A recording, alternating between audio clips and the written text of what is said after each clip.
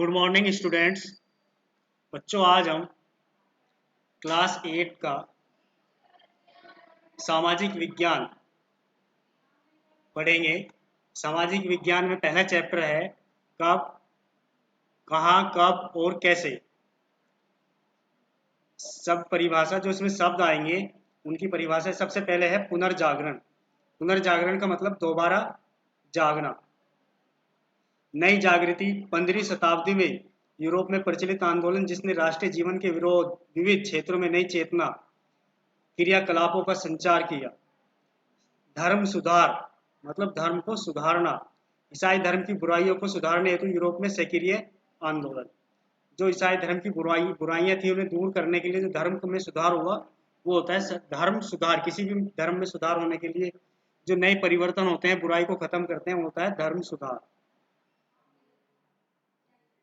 परिवर्तन एक सतत प्रक्रिया है। परिवर्तन जो है एक निरंतर प्रक्रिया है, वो चलती रहती है, कभी बंद नहीं होती। प्रकृति में कुछ भी स्थिर नहीं है। प्रकृति में कुछ भी स्थिर नहीं है, हर चीज में गति है। केवल प्रकृति में ही नहीं अपितु लोगों के सामाजिक, आर्थिक और सांस्कृतिक जीवन में भी निरंतर परिवर्तन होते रहते हैं। जो लोगों का सामाजिक जीवन है, आर्थिक जीवन और सांस्कृतिक जीवन है, उसमें भी परिवर्तन, बदलाव होते रहते हैं। विगत 3 शताब्दियों में से अनेक परिवर्तन हुए हैं जिन्होंने समूचे मानव जीवन में क्रांति ला दी है। क्रांति का मतलब बदलाव ला दिया है। ये परिवर्तन मनुष्य के दैनिक जीवन में साफ देखे जा सकते हैं। जो हमारा दैनिक जीवन, जो हमारी दिनचर्या, जो हम काम रोज करते हैं, उसमें भी ये परिवर्तन साफ देखे जा सकते हैं। इतिहासकारों ने इतिहास को प्राचीन, मध्य और आधुनिक युगों में विभाजित किया है। जो हमारे इतिहासकारों ने हमारे इतिहास को 3 भागों में बांटा है। सबसे प्राचीन भाग, मध्य भाग और आधुनिक भाग। फिर भी इनकी विविध विश्व के अनेक विभिन्न भागों में समान नहीं है। उदाहरणतः आधुनिक युग का प्रारंभ यूरोप में 16वीं शताब्दी में हुआ, जो 15वीं शताब्दी में हुए पुनर्जागरण तथा धर्म सुधार आंदोलन का परिणाम था, जिसे जिसे तर्क का युग कहा जाता है। किंतु भारत में आधुनिक युग का प्रारंभ 18वीं शताब्दी में हुआ।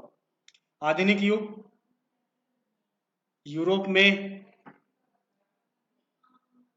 16वीं शताब्दी में हुआ और भारत में 18वीं शताब्दी में हुआ। आधुनिक युग का प्रारंभ। आधुनिक युग एक दृष्टि। अंतिम मुगल सम्राट औरंगजेब की मृत्यु 1705 ईस्वी के बाद मुगल साम्राज्य क्रम से अनेक स्वायत्त शासी राज्यों में विघटित होने लगा था तथा ब्रिटिश शक्ति का उत्तरोत्तर विकास भी हो रहा था। ब्रिटिश शक्ति बढ़ती जा रही थी।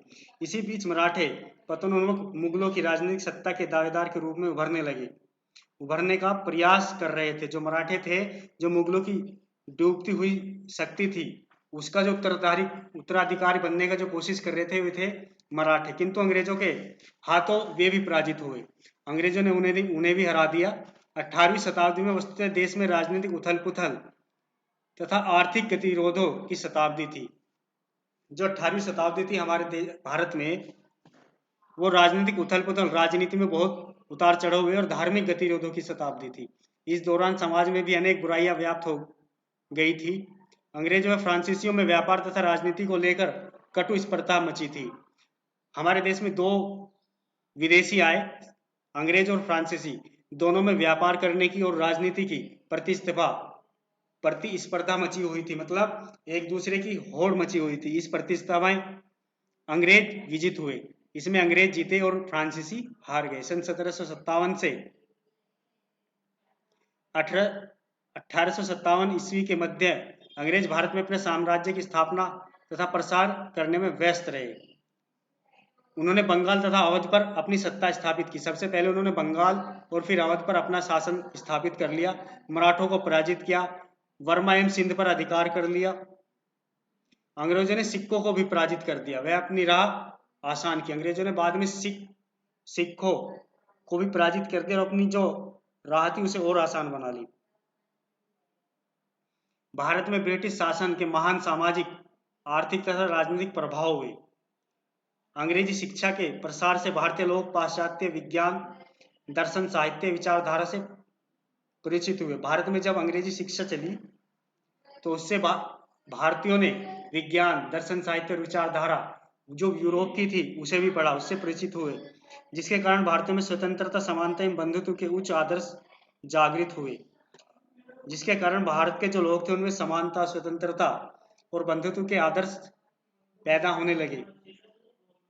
विश्वव्यापी राष्ट्रीयता की भावना भी जागृत हुई। प्रेस ने राष्ट्रवादी भारतीयों के हाथों जनता में उदार एवं राजनीतिक विचारों को फैलाने में एक मजबूत हथियार का काम किया। जो प्रेस थी, प्रेस जो किताबें छापती है, अखबार छापती है, मैगजीन छापती है, ये सब प्रेस होती है। प्रेस ने क्या किया कि भारत के हाथों में जो जनता में उदार राजनीतिक विचारों को फैलाने का एक मजबूत हथियार का काम किया। इसी समय अंग्रेजों की शोषण तथा भेदभावपूर्ण नीति ने समाज के सभी वर्गों में घोर असंतोष व्याप्त कर दिया। जो अंग्रेजों ने नीति चलाई थी शोषण और भेदभावपूर्ण की, उन्होंने भारत के समाज में असंतोष व्याप्त कर दिया। सन 1857 ईस्वी के विरोध ने भारत में अंग्रेजों के साम्राज्य की जड़ों को हिलाकर रख दिया। 1857 का जो विद्रोह हुआ उसने भारत में जो अंग्रेजों की जड़ें थी उसको हिलाकर रख दिया। 1858 ईस्वी में कंपनी ने शासन का अंत हुआ। सन 1858 में कंपनी का शासन का अंत हुआ और राजनीतिक सत्ता ब्रिटिश साम्राज्य ब्रिटिश रानी के हाथों में आ गई। सन 1905 में राष्ट्रीय स्वाधीनता के लिए संघर्ष प्रारंभ हुआ। सन 1919 से 1934 ईस्वी के मध्य की अवधि को जन आंदोलन का गांधी युग कहा जाता है। सन 1919 से 1934 के जो बीच की अवधि थी उसमें जन आंदोलन का गांधी युग, गांधी ने जो जन भारतीय लोगों को जागृत करने के लिए जो आंदोलन चलाए उसे कहा जाता है जन आंदोलन। सन 1947 में स्वतंत्रता मिलने के पश्चात राष्ट्रीय पुनर्जागरण तथा राष्ट्रीय अर्थव्यवस्था की पुनर्रचना का कार्य प्रारंभ हुआ। 1947 में जो हमें भारत को आज़ादी मिली उसके बाद दोबारा से पुनर्जागरण और अर्थव्यवस्था में पुनर्रचना का कार्य प्रारंभ हुआ। 26 जनवरी सन 1950 को भारत प्रभुता संपन्न लोकतांत्रिक गणतंत्र बन गया। 1950 को भारत में संविधान लागू हो गया, संप्रभुता संपन्न अपने सत्ता अपने हाथों में आ गई, लोकतांत्रिक भारत राज्य बन गया। लोकतांत्रिक मतलब जनता के द्वारा, जनता के ऊपर जो शासन होता है उसमें लोकतांत्रिक शासन कहते हैं। सरदार पटेल द्वारा विभिन्न राज्यों का भारतीय संघ में एकीकरण किया गया।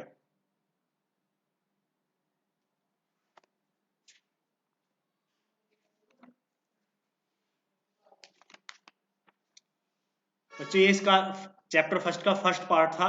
सेकंड पार्ट हम इसका नेक्स्ट वीडियो में करेंगे। क्लास 8 सामाजिक विज्ञान लेसन 1 पार्ट फर्स्ट।